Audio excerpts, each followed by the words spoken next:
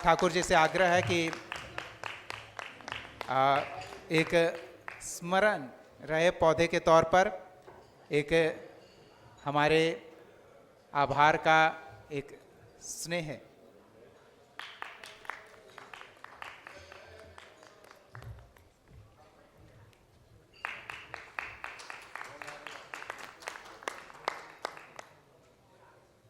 और ये दो बिल्कुल ध्रुव, एक अनुभव और एक नए नए। बहुत बहुत धन्यवाद। संपादक जी कृपया सहयोग करें सर को और हम इस चर्चा को जारी रखेंगे। उज्ज्वल दास जी आप 2 मिनट हमें समय दें कृपया। विराजे सर। और हम चाहेंगे हमारी सहयोगी रितिका थोड़ा सहयोग करें हमारे और उज्ज्वल दास जी के साथ इस बातचीत को आगे बढ़ाएं। पहली बार के विधायक हमारे साथ उज्ज्वल दास जी मौजूद हैं और किस तरह से ये अनुभव अपना हमारे साथ साझा करेंगे। बहुत बहुत शुक्रिया दीपक। सबसे पहले मैं चाहूँगी ज़ोरदार ताली के साथ स्वागत किया जाए उज्ज्वल दास जी का। आपको बता दें ये बीजेपी से विधायक हैं और साथ ही सिमरिया विधानसभा सीट।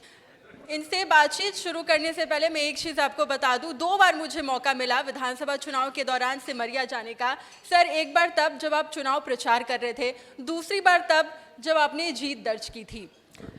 पहली बार जब चुनाव प्रचार के दौरान मैं गई थी तो वहाँ पर मैंने लोगों से पूछा, क्योंकि देखिए आपके अपोजिशन में जो थे दोनों को लेकर बातचीत हुई थी, तो लोगों ने बहुत ही कॉन्फिडेंटली कहा था कि आपको ही ला रहे हैं।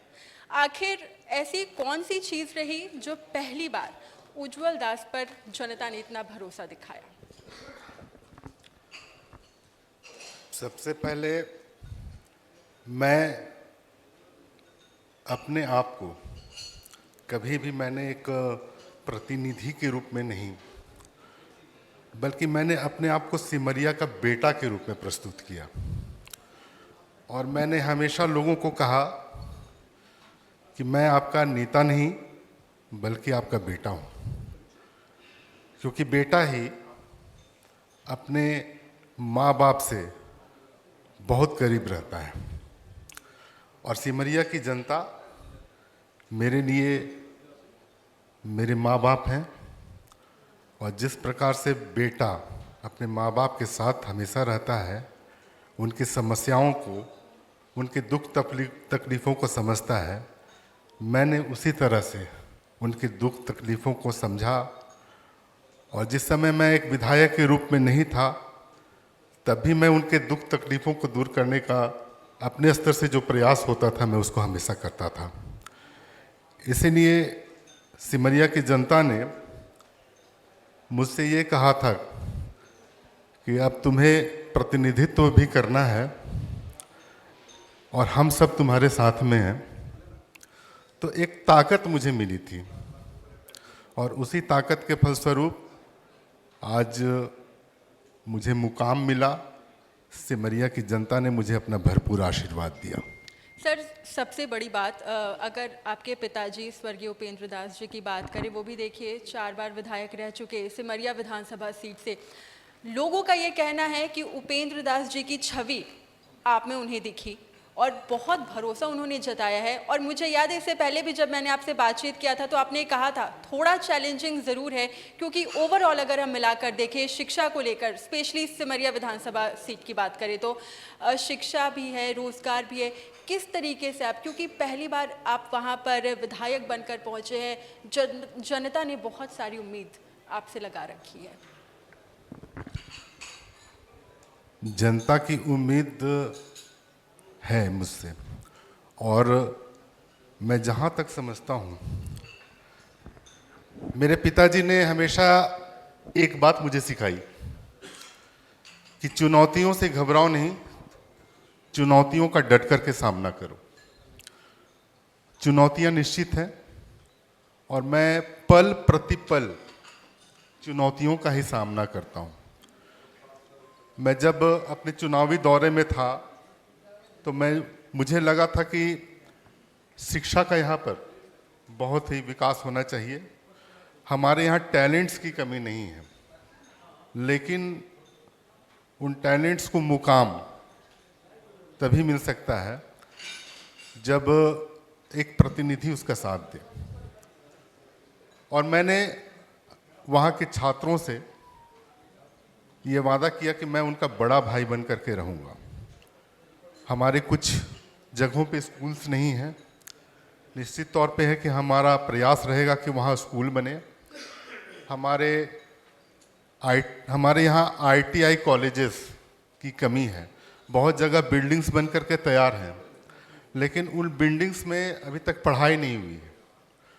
तो हमारा प्रयास यही है कि वहाँ पर भी पढ़ाई शुरू हो सके, और जो लोग माइग्रेट करके अन्य जगहों पे जाते हैं वो माइग्रेशन रुक जाए।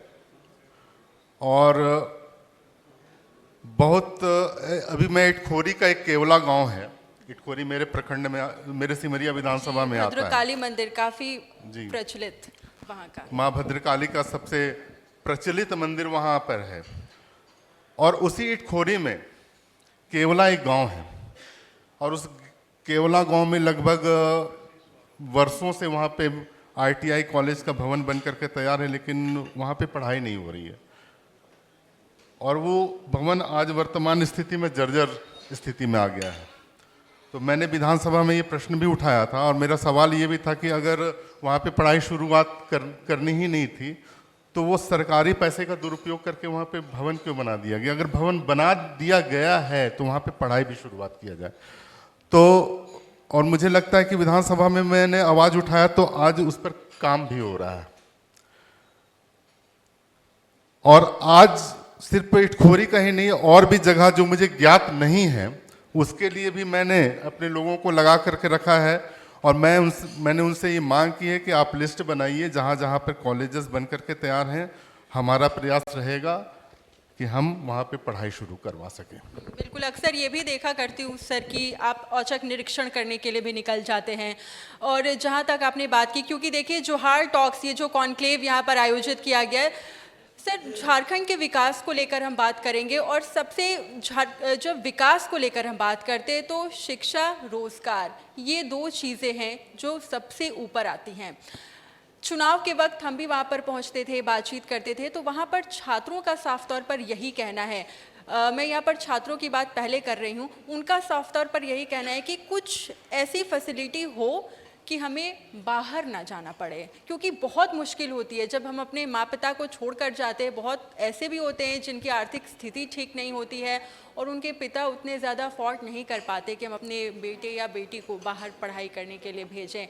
तो इसके लिए, क्योंकि कह सकते हैं कि ये पूरा 5 साल किस तरीके से आप इसकी रूपरेखा कैसे तैयार कर रहे हैं? देखिए, ये भी एक बहुत बड़ी चुनौती है और उसको हर संभव दूर करने का प्रयास हम लोग कर रहे हैं। हमारे इस विधानसभा क्षेत्र में जो सीनियर्स हैं, जो सीनियर्स स्टूडेंट्स रह चुके हैं, उन सभी के साथ मिलकर के हम लोग ये कहना चाह रहे हैं कि वो अपने जूनियर्स को पढ़ाना शुरू करें। दूसरी चीज़ है कि हमने वहाँ पे जिला प्रशासन, सारे लोग, इसमें जिला प्रशासन का भी कोऑपरेशन मिल रहा है और जिला प्रशासन की ओर से भी हम लोग टीचर्स को वहाँ पे मुहैया कराने का प्रयास कर रहे हैं। और ये छोटे छोटे प्रयासों से अगर एक बहुत बड़ी चीज़, एक बहुत बड़ा मुकाम हासिल हो सकता है तो हमें छोटे प्रयास भी करने चाहिए। और मैं आपको बताता हूँ कि एक मेरे छोटे भाई के समान है, उसने भी ये मंशा रखी थी कि भैया मुझे क्या करना चाहिए, मैं बेरोजगार हूँ, लेकिन उसके अंदर एक टैलेंट था कि वो पढ़ा बहुत अच्छा सकता था।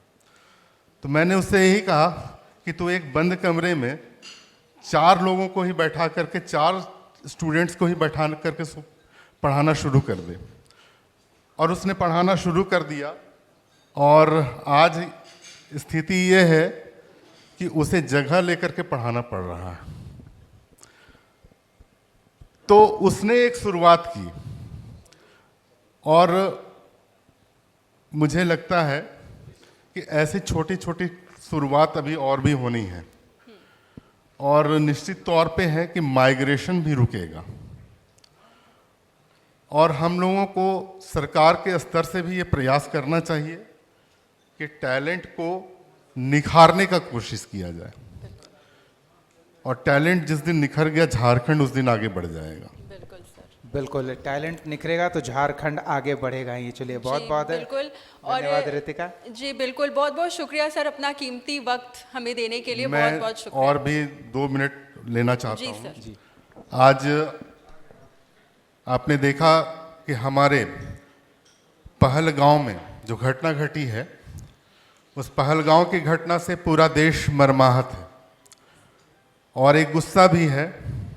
और आज मैं आपके इस मंच से अपने देश के प्रधानमंत्री आदरणीय नरेंद्र भाई मोदी जी का धन्यवाद और आभार व्यक्त करता हूं और अपने देश की सेना को उनका भी धन्यवाद आभार व्यक्त करता हूं जय हिंद के साथ में, कि उन्होंने ऑपरेशन